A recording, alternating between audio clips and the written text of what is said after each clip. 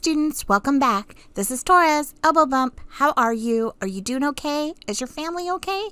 Remember, if you need anything, make sure you send me an email so I can try to help in some way. So lucky you, you get to hear my voice for another lecture. But the best part is that we will be learning stats. Yay! So today's lecture is going to be on the normal model. The last time I saw you guys, we got to talk a little bit about the normal model and some specific characteristics of it. So let's look exactly at what I mean here. So this photo or this image is a copy of the normal distribution. Okay, as you can see, it's unimodal. Okay, has one mode in the center. The mean and the median are probably really close to one another, you know, because that is a symmetrical curve. The tails are of equal length. It looks good. It's got the shape that the normal curve should have. Now, if you have a normal distribution, and only if you have a normal distribution, the following will always happen. This is a given. This will always happen, okay? Approximately 68% of your values will exist within one standard deviation before and after the mean, okay? So that's meaning this information right here. So let me try to write on this. Where's my pencil? There it is. Okay, I'm going to try to make this in pink. So right here, what I'm coloring right here, this is 68% of all the values. So just think of it as if I had, let's say, if I had 100 values. If my distribution is normal, then approximately 68 of those values would exist within one standard deviation before and after the mean. If and only if I have a normal distribution, then I will always have approximately 95% of all my values exist within two standard deviations before and after the mean. So if I color this in, I'm trying my best to... About 95% of all my values will exist within two standard deviations before and after the mean. Okay? If and only if I have a normal distribution, then approximately 95% of my values will exist 3 standard deviations before and after the mean. So all of this will include, and this will include this little tiny sliver in through there, and all this kind of, and all this in between. Okay, so as you can see, the further I get away from the mean, I will incorporate more of the values. Okay, so let's look at this a little bit more detail so we can just really make sure that we understand where these numbers are coming from. So I'm going to talk about this first little piece right here. This is 68% of the curve, and notice that what they did is they went ahead and divided it into two pieces that I'm just going to kind of, this time I'm going to try to color nicely. Here is half of the 68, which is 34%, and half of the 68, which is 34%. So we've got 34% plus 34% makes up that 68%. Okay, and if we add a little bit more as we get away from the normal curve, we've got this little section right here, and we've got this little section right here, and together we have 95%, right? So we have 95%. We're going to subtract the 68% that we already accounted for. Basically what we're doing is we're subtracting this pink, and we're going to end up with 27%. 27%. And if we divide that in half, we're going to find that each of those halves comes out to 13.5%. Okay? So far, so good. Then we know that if we add this little piece out here, this little red piece, and this little, I keep pressing these buttons, this little red piece, we've got an additional 4%, right? So if we've already taken up 95% of the curve, and all that out here and out here ends up being 99, oh my goodness, I'm going to get better at this, I promise you. 99% minus 95%, that's 4%. And if we're going to divide that by 2, that gives us 2% on either side of the standard deviation. And then when we have 1%, that kind of is left out on the sides. Okay. So if you think of this as the probability of a chance, the probability or the chance occurrence of something happening, you would have a 68% chance of things happening within 1 standard deviation before and after the curve. Okay. You would have 95% chance of things occurring within 2 standard deviations before and after the curve, and 99% chance of things happening 3 standard deviations before and after the curve, and anything else than that, there would only be a 1% chance of that occurrence. Okay? All right.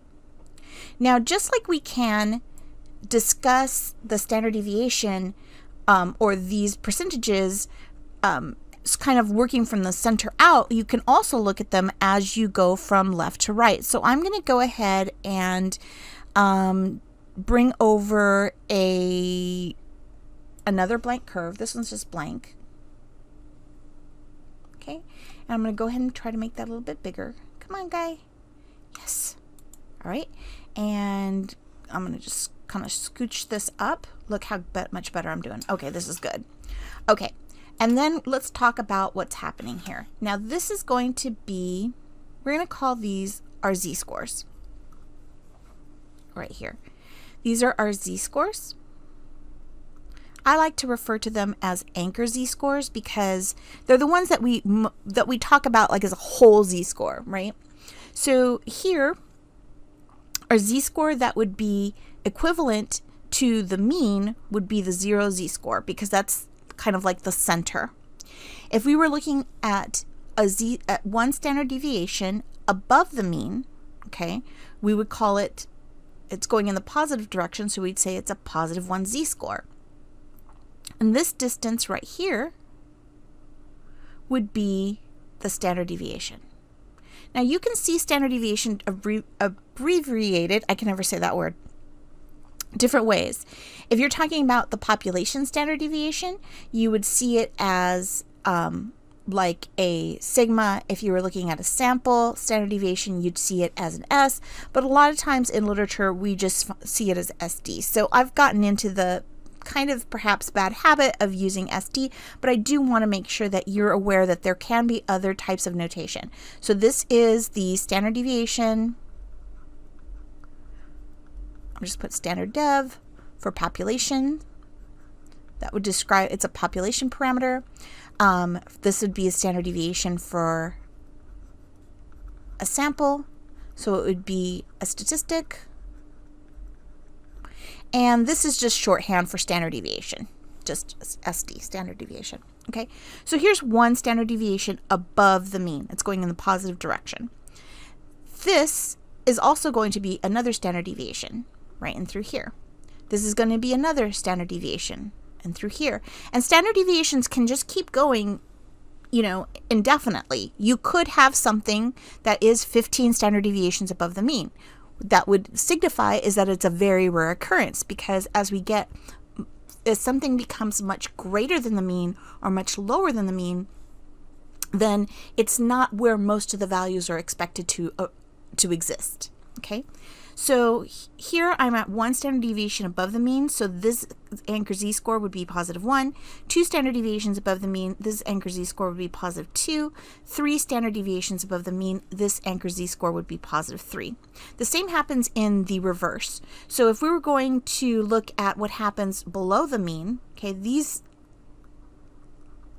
areas are still standard deviations, and so because it's below the mean, this is going to be 1 standard deviation below the mean.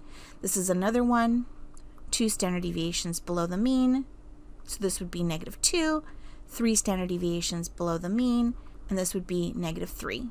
Now again, these can keep going. When we start looking at comparing a statistic next to another statistic or next to a parameter, then you'll see that things can really be much greater, much lower, and that would give them a Z-score that is, you know, much greater or lower than 3. So they can exist outside of that. Okay, so this is what I like to call just the anchor Z-scores. You know, we just use them often for reference. And unless you have the mean and the median, you're really just dealing with z-scores, right? But the nice thing about the z-scores, it's a standardized measure. So regardless of what you're working with, whether you're working on I don't know, salaries and the mean of a salary and the standard deviation of a salary, if you're working with how much air might go into a tire, if you were looking at scores on exams, things like that, regardless of what unit you're discussing in your statistical analysis, you might not know if the mean of something like that, what that means, what the purpose of it is. Like, I don't know what the average pounds per square inch of a tire should be.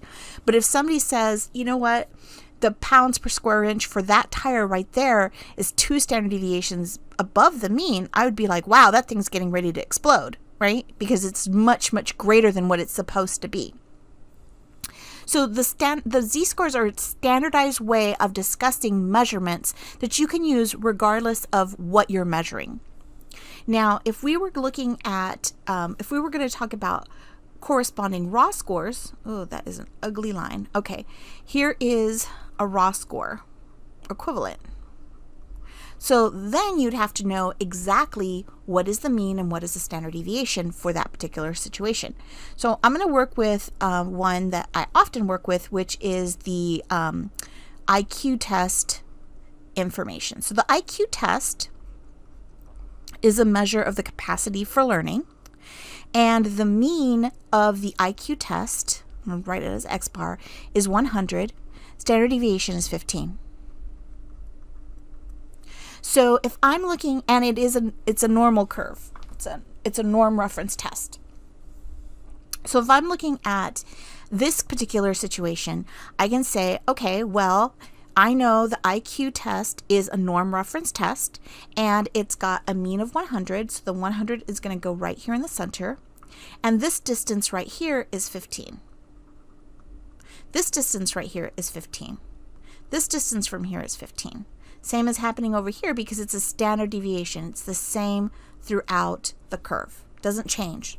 Increments that are the same, equal intervals.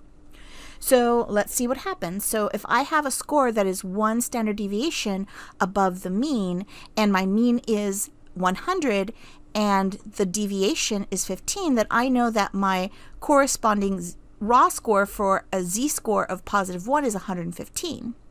The same would be true for the next, if I were continuing to go in the positive direction, another deviation higher than that, then 2 standard deviations above the mean would have a corresponding raw score of 130.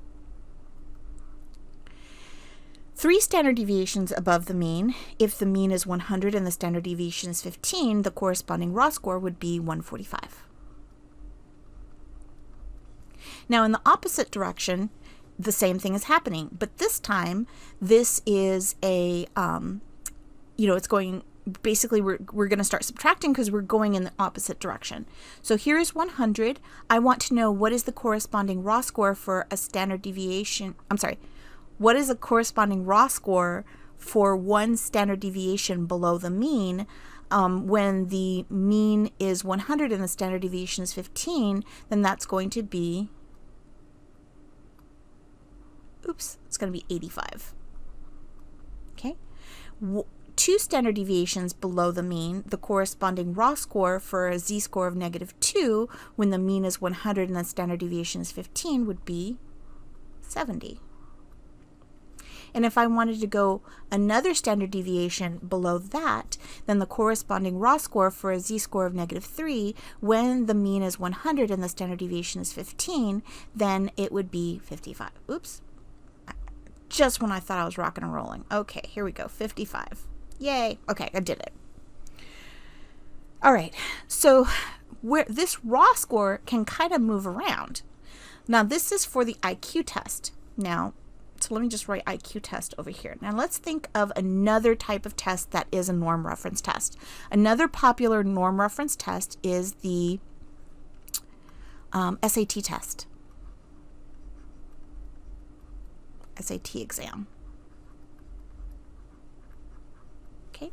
Many people take the SAT exam right before they go into college. You might have taken it, maybe not.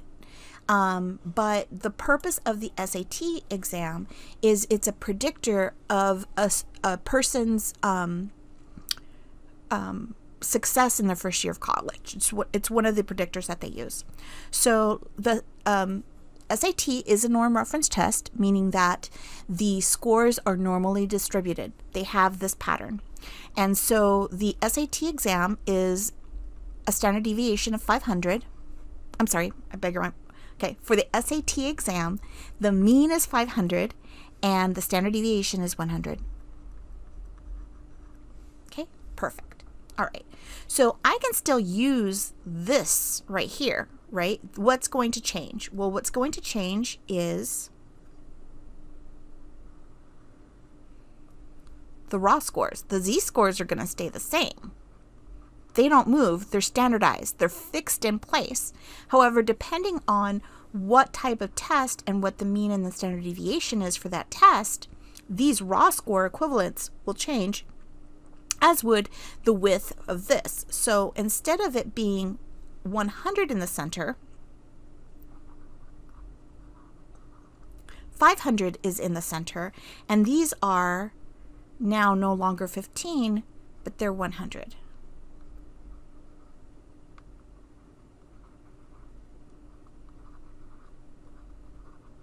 Okay, so now I know that my mean is 100. If I wanted the corresponding raw score for the SAT exam that was one standard deviation above the mean, then I know that the corresponding raw score would be 600.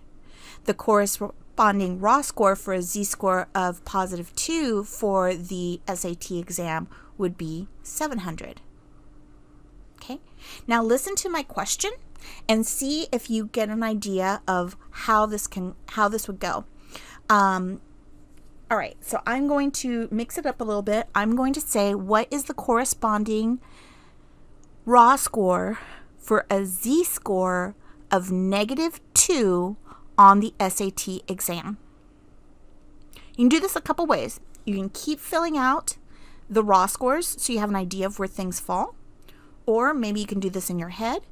If you want to give yourself a couple seconds to pause the video and see if you can do it on your own, then you're welcome to. I'm going, just for the sake of time, and with the understanding that you guys can pause this whenever you like, I'm going to go ahead and just fill everything in. So I'm just going to keep going over here for 800, and I'm going to come over here for 400, 300, and 200. And then I know that the corresponding raw score equivalent for a Z-score of -2 is going to be 300. 300 is the raw score equivalent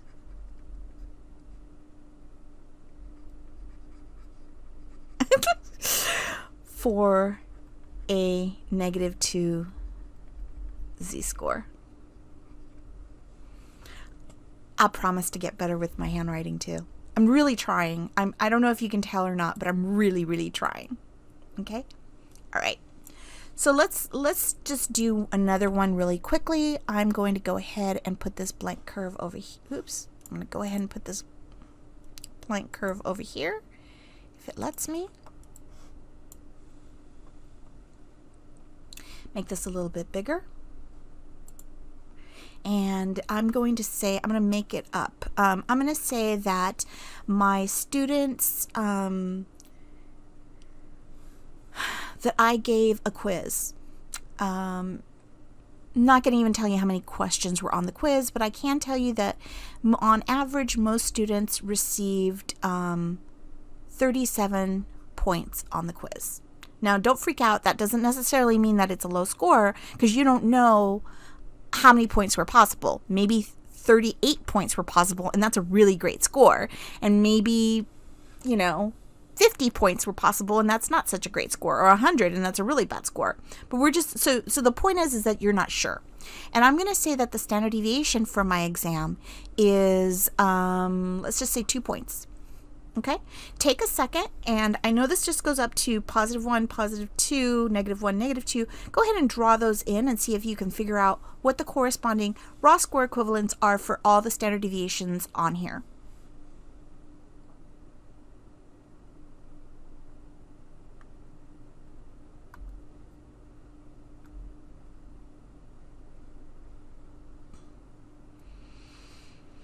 Okay, so let's fill this out. This is going to be 37. This distance is going to be 2. It's going to be 2. It's going to be 2. So this is going to be 39, 41, and if I kept going to 3, this would be 43. Opposite is happening in this direction. This is going to be 35, 33, and if I kept going, it would be to 31. Okay, so you would be able to find the corresponding z-scores. Now, let's take this 41 for example. One way, if I wanted the raw score equivalent, and we're gonna call these z's, and we're gonna call these x's. Okay. So what I could say in this situation is, let's just say that I want to know what the corresponding z-score is for 2 standard deviations above the mean. Okay, and I figured out it was 41, right? So let's just see what would happen if I took 41 and I subtracted the mean. Oops, that's not the mean. Pardon me. Subtracted the mean, and I divided it by the standard deviation, which is 2, what would I get? Well, here I have 41 minus 37. That's going to be 4 divided by the standard deviation, and I get +2, which is that. Let's see if it works the other way around. If I have, let's just say I have this one, 35. 35 minus the mean divided by 2. Well, I've got 35 minus 37, so I'm going to end up with -2 divided by 2, and I'm going to get -1, which matches here. Okay, and really what this is it's the z-score formula. So I can find a z-score by using, the raw score that I want, which is x, subtract the mean, which is x bar, and divide it by the standard deviation, and that will give me the z-score. Let's try one just in case, just so I can kind of show you how it works. So let's try this one that we haven't tried yet, 43.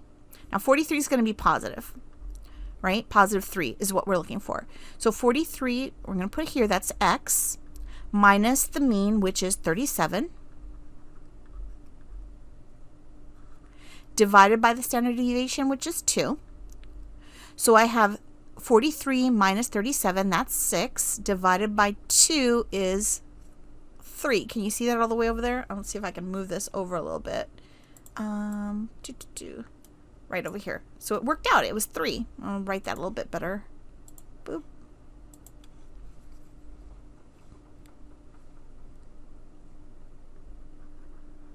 Okay, which is 3. Right, so it works out really nicely that if you have the raw score and you want to know what the z-score is, you can just use the z-score formula and plug it in. But honestly, it works just as well if you want to draw it out. You have to decide at this point what makes sense to you. If something doesn't make sense to you, then why use it? Okay? All right. So I'm going to have, let's see if we can put all these little pieces together, okay, and see how we get. So here what I've done is I've just gotten this kind of dingy version of the normal curve up, and I've gone ahead and just written in the percentages under the curve. So this is just what we had before. Instead of me putting up one that already had it up, that already had it on the curve, I wanted to just maybe simplify this a little bit and not have all the stuff at the bottom, so we could start to look at this in a different way. So here's 0.5%, 2.0%, 13.5%. 34%, 34%, 13.5%, 2.0%, and 0.5%. Okay, and we're going to start adding this up from left to right. So this is right here, if we were going from 0 to plus 0.5, then we would have 0.5%. And I'm just going to not write the percentages. I'm just going to put it over here that everything over here is in percentages. Okay, if I added another little piece, so this piece and this piece, right?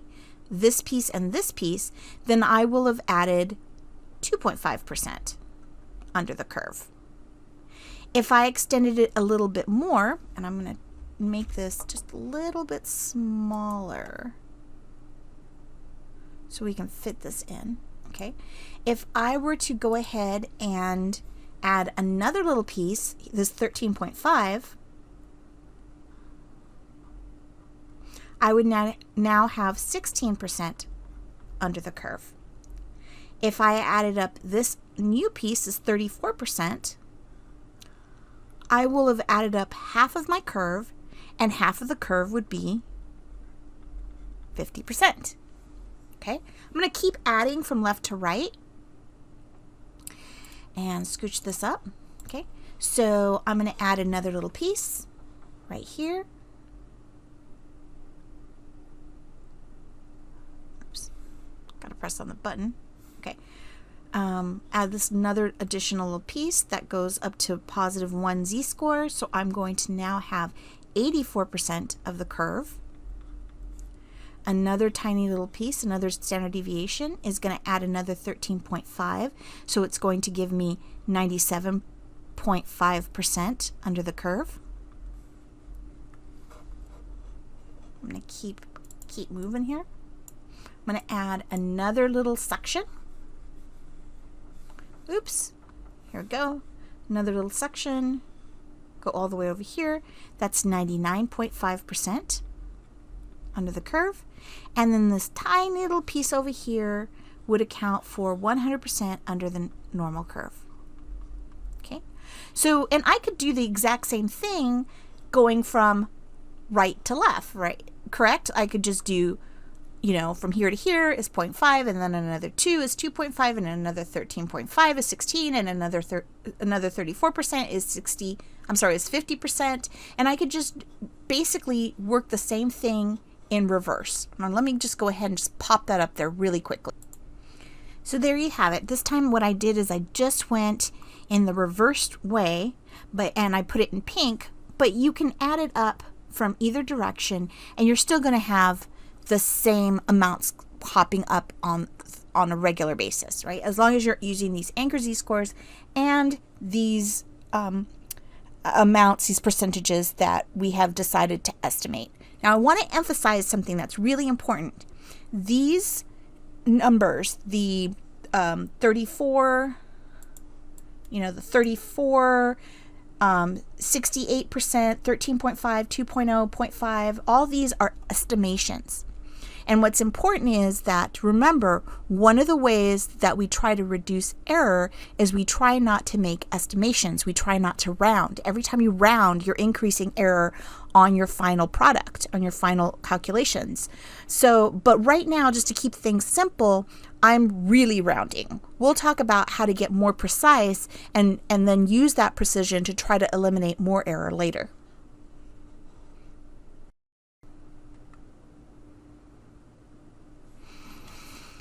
Okay, so let's see if we can put all of this together to do some simple practice on z-scores and finding probability under the normal curve using just the anchor z-scores.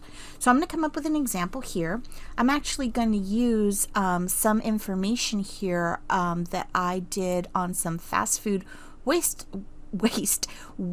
times. Okay, that wasn't Freudian. All right, and let's see. I'm going to go ahead and see if I can make this a little bit bigger. I can't really make this a little bit bigger. Try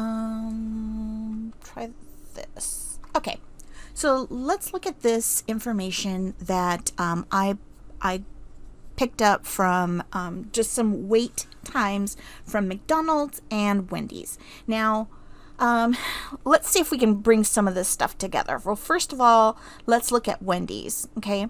Wendy's has the mean 1.39 is approximately the same as the median. It's a little bit larger. But when I look at the skewness is not within the appropriate range of positive, -1. It's much more positive, and the kurtosis is much greater than +3. If I look at the histogram for Wendy's, this is the normal curve right here. This thing is really kind of leptokurtotic, kind of pointy. I can see my positive skew out here. It's not looking good. And then let's look at my Wendy's box plot. Box plot kind of also confirms that it's not a normal distribution. It's got some outliers all the way out here. It does have the median somewhat, the median is red. The median is somewhat in the middle of the interquartile range, or H spread. The whiskers are, the right whisker is longer than the left whisker, but that's not too bad. But these things out here is really messing it up. So Wendy's is just, there's no real information in there that tells us that this is normal. Okay, let's look at McDonald's. So McDonald's has the mean is 1.38, which is a lot, it's quite a bit bigger than the median. Let's see, the skewness is within the acceptable range of positive and -1. Kurtosis is definitely in between positive and -3. That looks good. Let's look at the McDonald's histogram. That looks wonky. Must still be okay. Let's look at this one still looks wonky too. That looks really positively skewed, but it's saying that it's not that bad. Okay, well, let's go with it. All right, so it's saying there's enough information here. I mean, so in this case, the McDonald's output, this is called output. These statistical numerical values is called output, and the histogram and the box plot, they really do confirm one another. But as long as there's something in there that makes it seem like it is acceptable, what you would just do is you report your findings and then just base the rest of the work on the assumption that the skewness and kurtosis does have enough, it gives you some reason to believe that this is close to a normal distribution. Okay, you can definitely state it's the values aren't that great. So let's see, the mean is 100. Let's look at McDonald's. I'm going to go ahead and round the mean to let's just round it to 1.4 to make things easy. And we're going to go ahead and say that the standard deviation was 1.3. So I'm going to go ahead and go back to my picture right here. And we're going to go based on that data. My data shows that my X bar, my mean, I said it was 1.4, and standard deviation, we were going to say it was 1.2, I believe. Let me just double check. 1.3. So I will change that. 1.3. Okay, so let's see. This goes right here to 1.4. This is going to get weird very quickly. This is 1.3, so 1.3 greater is going to be 2.7. 1.3 less is going to be 0.1, and then we start getting into negative stuff, which is really bizarre. I guess you can't have negative times, so this is a really bad example to go with, but we're just going to go with it. Okay, we're just going to go with it. Also, let's add another one up here. So 1.4 plus 2.7 plus another 1.3, because remember this is, sorry guys, a little sloppy here. This is 1.3. This is 1.3. So an additional 1.3 is going to be 4.0. Okay, and this one is also 1.3. And this is going to be nonsensical because you can't have negative time. Like, you can't go back in time. So wait times for McDonald's looks pretty good. Like, they're not having you wait too much time between a minute and a minute 0.3. Not a minute 30 seconds, just 1.3 minutes. Okay, so let's say if I ask the question, what proportion of McDonald's customers had to wait between 2.7 and 4.0 minutes for their food?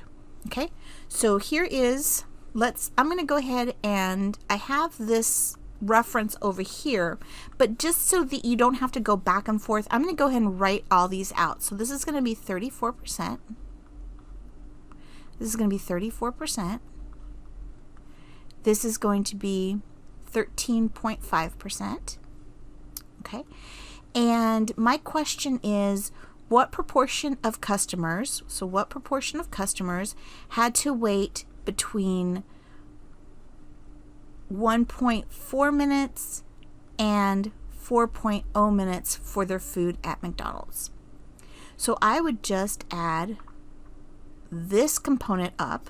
So that's going to be 34% plus another 13.5%, because here's 1.4 and here's 4.0, and I would add all of this proportion under the curve, all of this. And I would end up with 47.5. So 47.5% of McDonald's customers had to wait between 1.4 minutes and 4 minutes to get their food. What if I asked this question? What if I asked what proportion of McDonald's customers had to wait between 0.1 and 2.7 minutes for their food? So let's see, what proportion of McDonald's customers had to wait between 0.1 minutes and 2.7 minutes for their food? Then I would add this 34% plus this 34%, and I would get 68%. Okay, let's look for, I'm going to look for a better example for this, because I don't like the fact that this went into negative time. But what I do like about this is that regardless of when you're doing statistical analysis, you always have to make sure that you still maintain an eye on the context of the problem. So of course, like here I was like, oh, this is going into negative time, and that can't exist. Like you can't wait -3 minutes to 2.7 minutes for your food. That doesn't make any sense. So, you know, putting things in terms of context is always really important too. So let me find another one and we'll do something similar. Hold on. So let's look at this question right here. It says, the average American male has a height of 69 inches with a standard deviation of 2.5 inches. So let's look at, let me go ahead and fill out my curve right here. This is 69 inches tall. Standard deviation is 2.5. I'm going to go ahead and write this out here. X bar equals 69. Standard deviation equals 2.5. And so this is going to be an additional 2.5 inches. So this is going to be 71.5. And this is going to be an additional 2.5 inches. So this is going to be 74. And here we're going to subtract 2.5 inches. So this is going to be 66.5. And we're going to subtract another 2.5 inches. So this is going to be 64. Oops, 64. Okay. I hope I did that correctly. Yes, I did. Yay. Okay, so so here's our standard deviation. All right, and they want to know. Let's see. What question can I ask you? What is the probability of a person being between 64 and 71.5 inches? So I'm going to write it like this. What is the probability of a person, of an American male being between 64 inches and 71.5 inches? Okay, so what am I going to have to add up? I'm going to have to add up everything from here to here. So basically, see if I can, let's just see if I can get fancy with this. Wish me luck, guys. We're going to try to add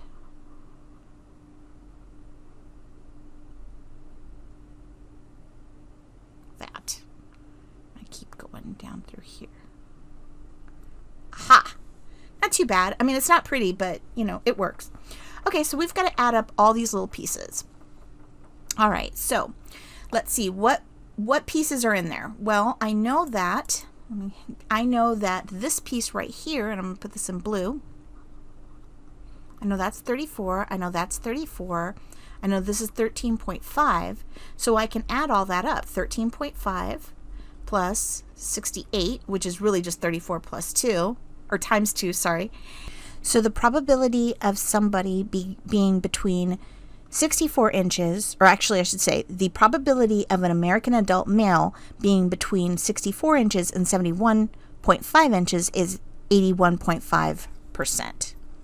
And if I wanted to write that as a decimal, of course, I could write it as 0.815. See that? Very nice. Very happy with that. Okay, so it seems like a good time to stop. We will take it up from here tomorrow.